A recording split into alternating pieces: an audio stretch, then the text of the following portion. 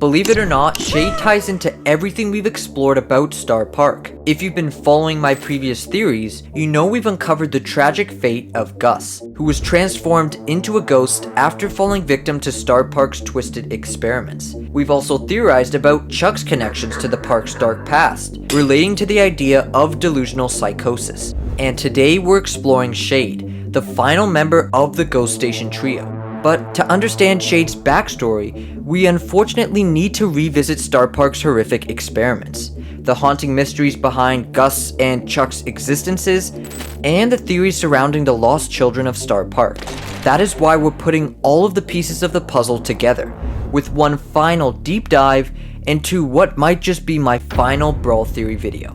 But before we can accurately explore Shade's character, we need to answer the pivotal question: what is Shade? Really? To understand this, we need to carefully examine the material Brawl Stars has given us to work with.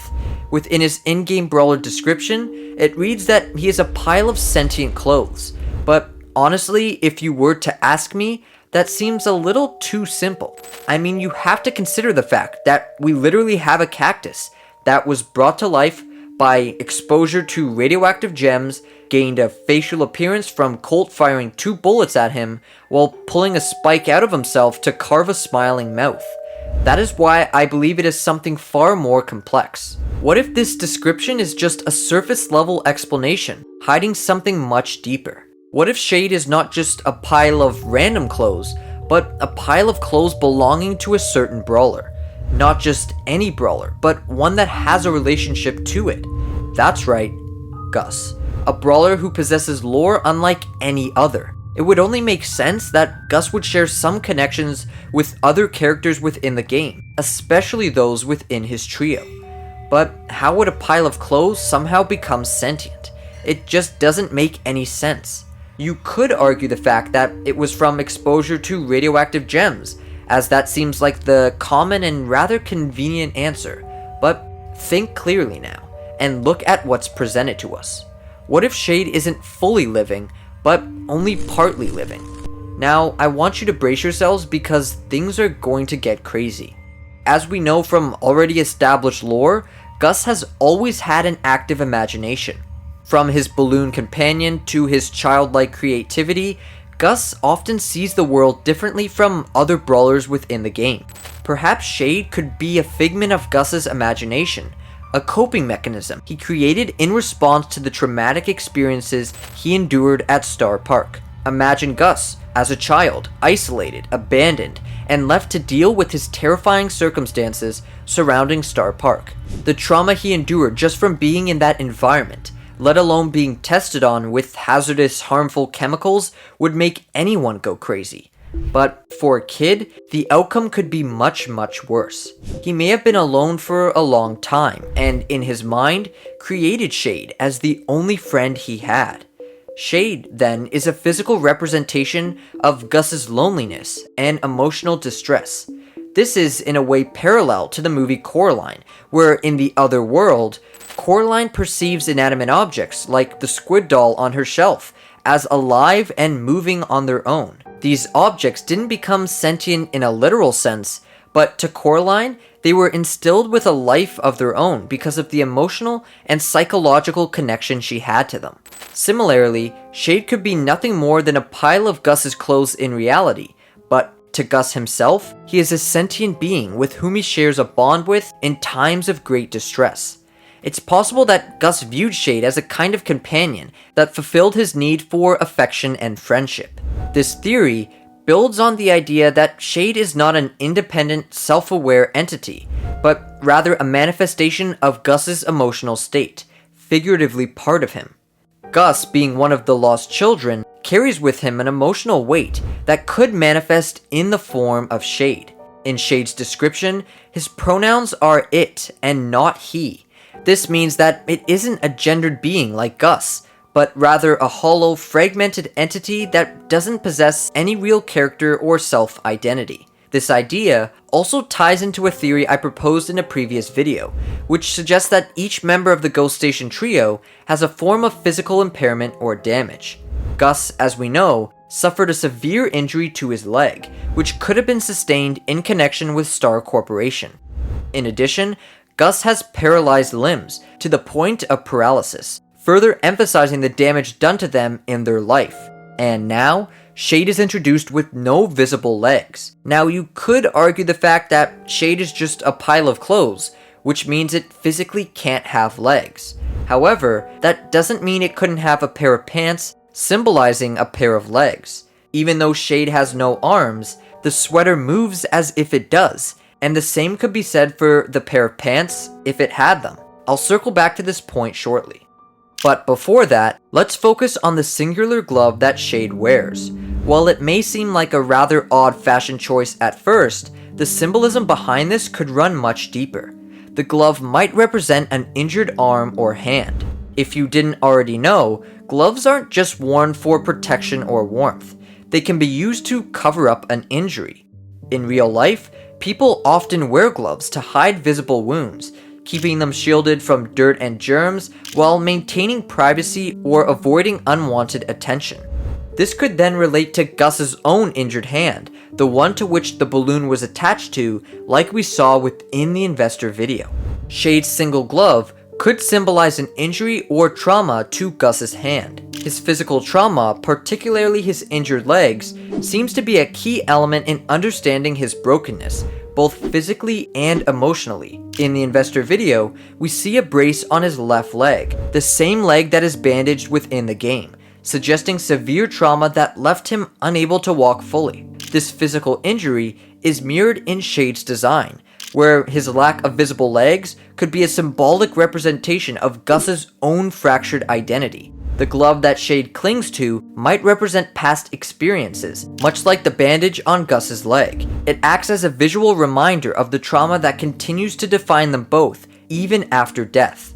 Furthermore, Shade's damaged limbs, its missing legs, and potentially damaged hand could emphasize the theme of physical and emotional decay that runs throughout the entire Ghost Station lore.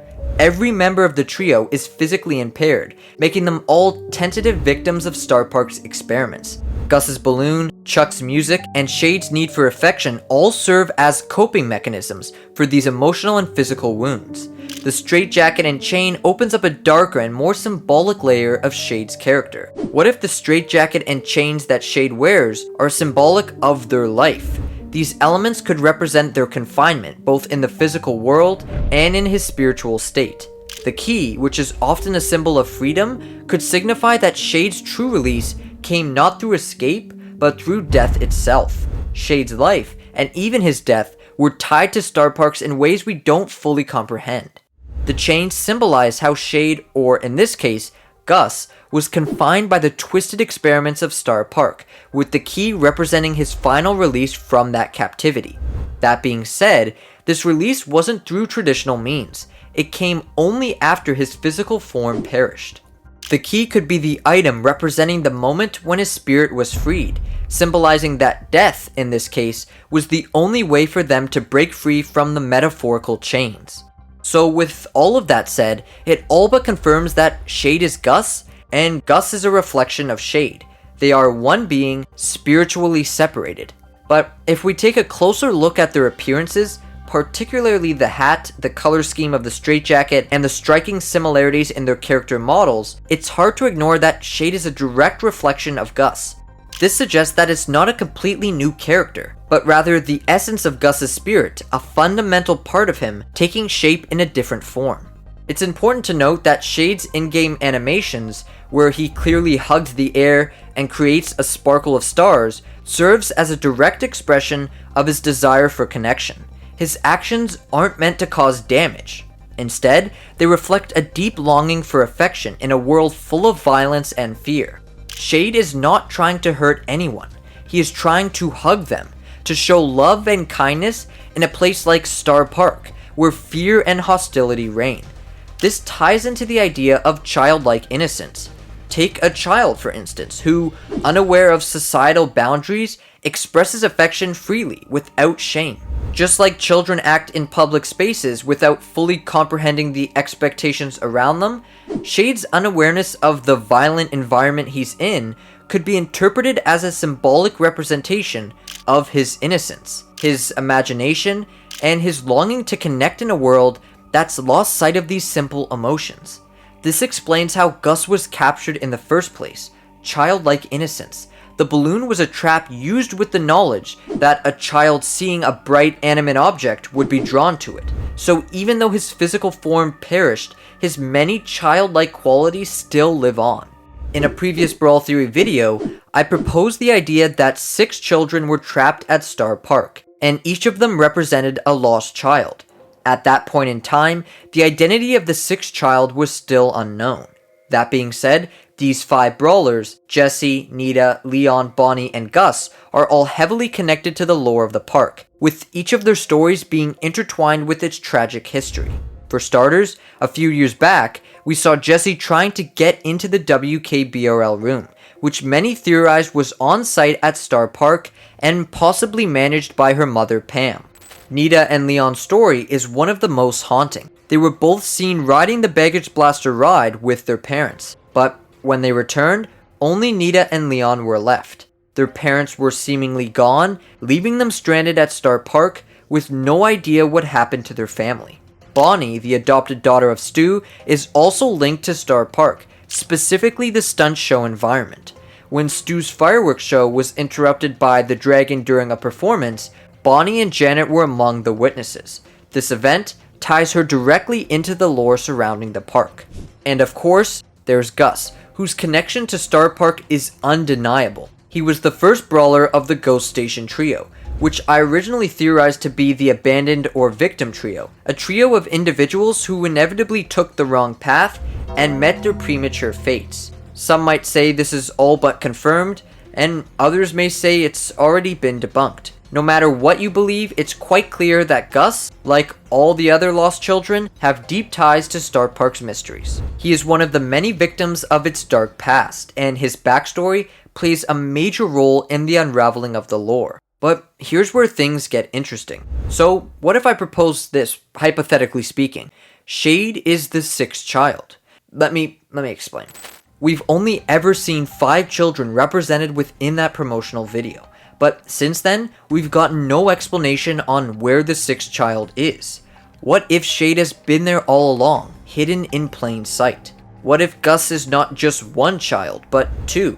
His physical being, Gus, and then Shade, his childlike positive alter ego, a side of him that embodies innocence, joy, and the desire to spread love and kindness. One that we only see when Gus brings him out in situations where too much darkness is present, to almost balance the evil with good. This side of Gus could have been brought out after the traumatic events he witnessed and experienced at Star Park. It would only make sense that after experiencing such horrific trauma, Gus's childlike innocence split off, manifesting as Shade, a separate yet deeply connected part of him. In this theory, Shade represents Gus's innocence and vulnerability, the side of him that was lost in the chaos of Star Park. The childlike side of Gus was overshadowed by the traumatic events he endured, but it didn't vanish. Instead, it took form in the mysterious brawler Shade. This could be the explanation for why Shade seems so innocent and disconnected from the violence of the world around him. He is not trying to hurt anyone, he's trying to connect, to spread love and joy the way a child would. Shade isn't simply a creation of Gus's mind, he is the forgotten, suppressed part of Gus that desperately wants to reconnect with the world, but in a pure, innocent way. The pink sunglasses that Shade wears could be a direct contrast to his otherwise dull appearance, almost like how gray-toned Gus is contrasted by the yellow balloon dog. Pink often symbolizes innocence, playfulness, and childlike wonder, elements that are still present within Gus's character, even after death. The sunglasses could be a representation of the last shred of Gus's childlike innocence, something that continues to shine despite the darkness of his circumstances and the darkness around him. The sunglasses are then a literal symbol of Gus's inner light, still glowing even as he quote-unquote haunts the Ghost Station with Shade. As the final member of the Ghost Station trio, Shade's tragic existence ties together the story of Gus and Chuck, his unnatural movements, the symbolism of the glove, the straitjacket, and the key alongside his connection to Gus, all suggest that Shade is not just a new brawler, but a deeper reflection of the tragic lore surrounding Star Park. He is a ghost, a manifestation of lost identity, and a symbol of the painful toll Star Park's experiments took on Gus. Shade's existence is a reminder of the brokenness that Star Park left, and now, as we've unraveled the mysteries of the Ghost Station, we see just how far-reaching the effects of their actions truly are.